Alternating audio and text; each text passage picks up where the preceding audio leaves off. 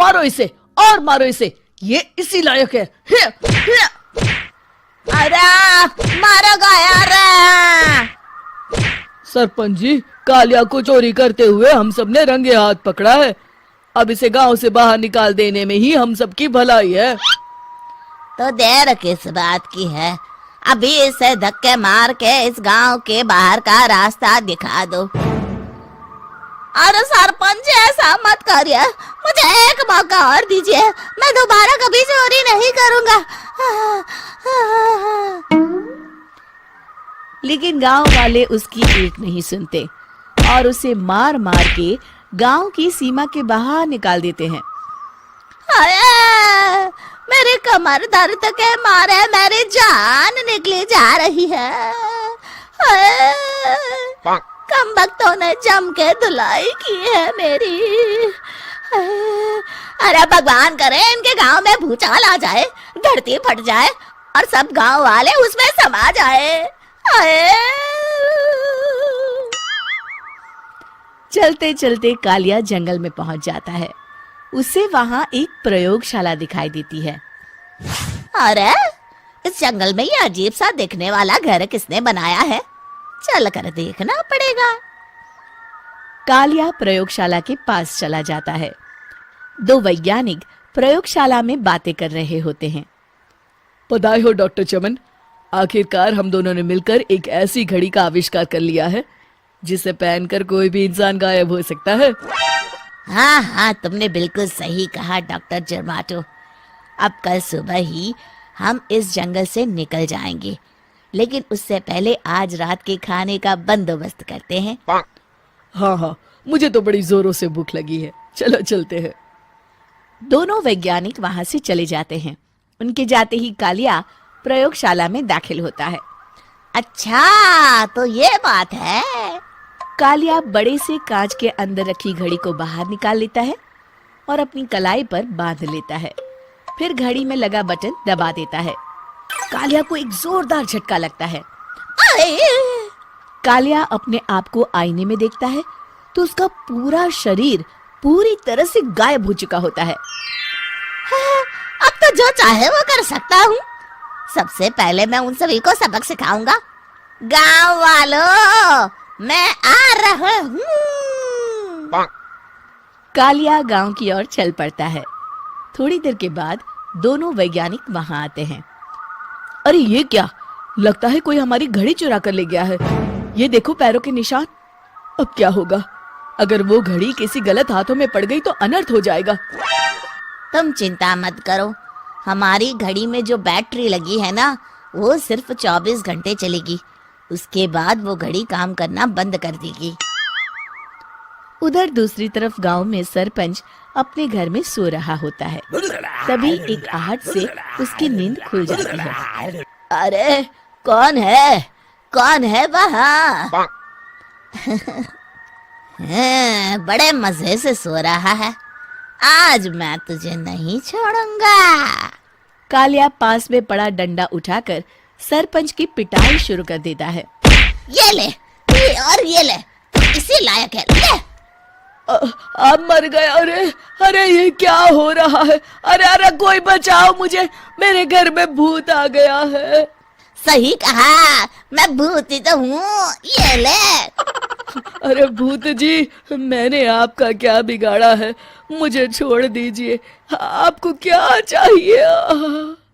तेरे घर में जितना भी पैसा है ना, मुझे ला कर दे दे, तब मैं तुझे छोड़ दूंगा और यहाँ से चला जाऊंगा। सरपंच अपनी तिजोरी से पैसे निकालकर एक बड़े कपड़े में बांधकर जमीन पर रख देता है और कालिया वो सारा पैसा लेकर वहां से चला जाता है। दूसरी तरफ जमींदार गांव के चौराहे पर खड़ा कुछ लोगों से बात कर रहा होता है। इस कमीने जमींदार ने भी मुझे बहुत पीटा था, इससे भी बदला लेना तो बनता है। हाँ? जमींदार अचानक अपने आप को चांटे मारने लगता है। अरे भाई ये क्या हो रहा है? जमींदार साहब अब ठीक तो है ना? अरे मुझे नहीं पता भाई।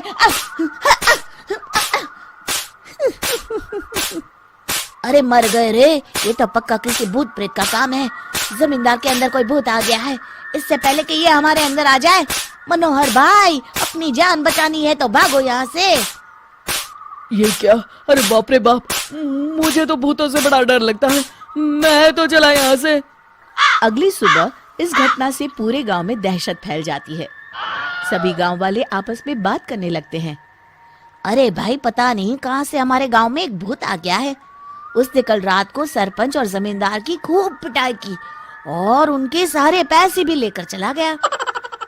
हाँ भाई हाँ, ये भूत तो मुझे बड़ा अजीब लगता है। मेरी समझ में नहीं आता कि भूत उन पैसों का करेगा क्या। अरे तेल में पकोड़े बना के तलेगा, बेवकूफ। इस बात की चिंता करके कहीं वो भूत हमारे घर में ना आ जाए। तुम बिल्कुल सही कह रहे हो आर्या, मैं भी इसी बात से घबरा रहा हूँ। अच्छा, अब मैं अपने घर जा रहा हूँ। तुम सब भी अपने अपने घर चले जाओ, उस भूत का कोई भरोसा नहीं है। हाँ। तीनों वहां से चले जाते हैं। दूसरी तरफ कालिया सारे पैसों को एक खंडर में छुपा देता है। इतने सारे रुपए तो मैंने अपनी पूरी जिंदगी में एक साथ कभी नहीं देखे। इस तरह कुछ दिनों में मैं अमीर बन जाऊंगा। आज मैं उस मोटे बब्बन को अपना शिकार बनाऊंगा। सुना है दहेज में बहुत सारे पैसे और गहने मिले हैं उसे। रात होते ही कालिया बब्बन के घर में घुस जाता है। हाँ, मिल गई तिजोरी। अब जल्दी से इसे खोलकर सारे पैसे निकाल लेता हूँ। अरे खुल जा, खुल जा। खुल गई। कालिया पैसे थैले में भर ही रहा था कि तभी बब्बन उसके बगल में आकर खड़ा हो जाता है।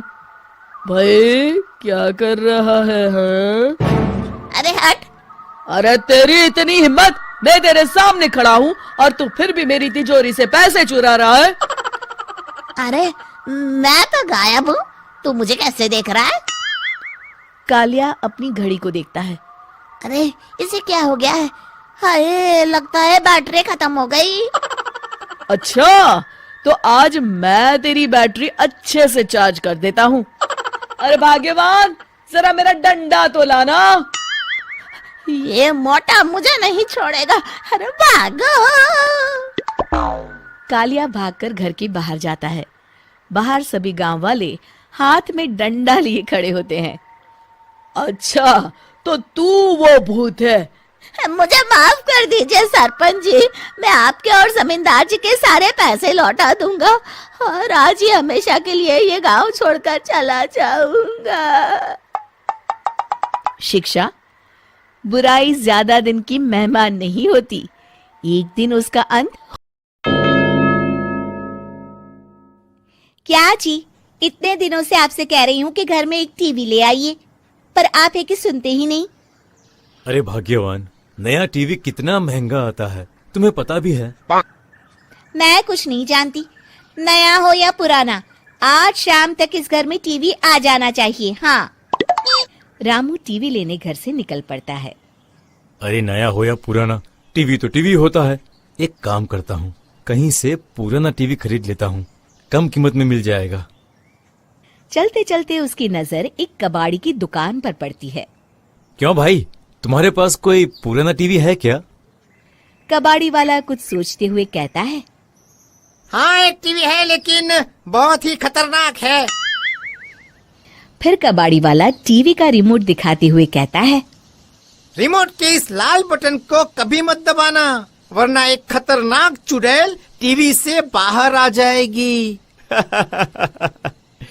मजाक अच्छा कर लेते हो। चलो मैं टीवी लेके चलता हूँ। उसी रात रामू अपनी पत्नी के साथ टीवी देख रहा होता है कि तभी कबाड़ी वाला कह रहा था कि इस लाल बटन को दबाते ही एक चुड़ैल टीवी से बाहर निकल आएगी। चलो आज इस चुड़ैल को भी देख लेते हैं। रामू के बटन दबाते ही एक डरावनी चुड़ैल टीवी से बाहर निकल आती है।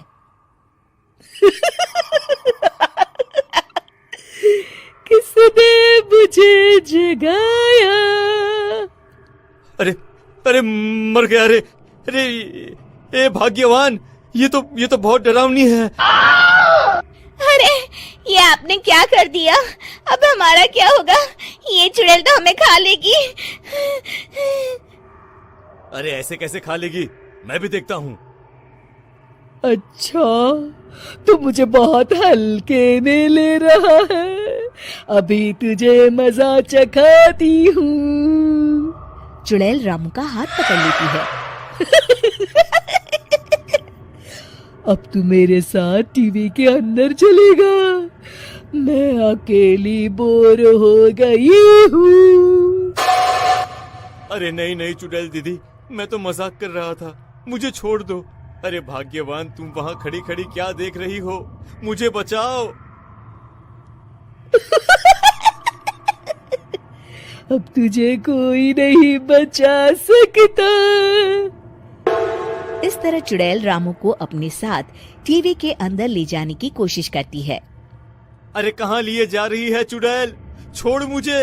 अरे कोई बचाओ, अरे बचाओ, अरे बचाओ। रामू की पत्नी रामू का हाथ पकड़कर खींचने लगती है। अरे चुड़ैल, छोड़, मेरे पति को छोड़। तभी शोर शराबा सुनकर बाहर खड़े लोग अंदर आ जाते हैं और रामू का हाथ पकड़कर खींचने लगते हैं। अरे भाइयों, जोर लगाओ, छोड़ना मत। हाँ हाँ। अरे ये क्या, इतने सारे लोग कहाँ से आ गए? लेकिन मुझे कोई फर्क नहीं पड़ता, कितना भी जोर लगा लूं, मैं इसे नहीं छोड़ने वाली।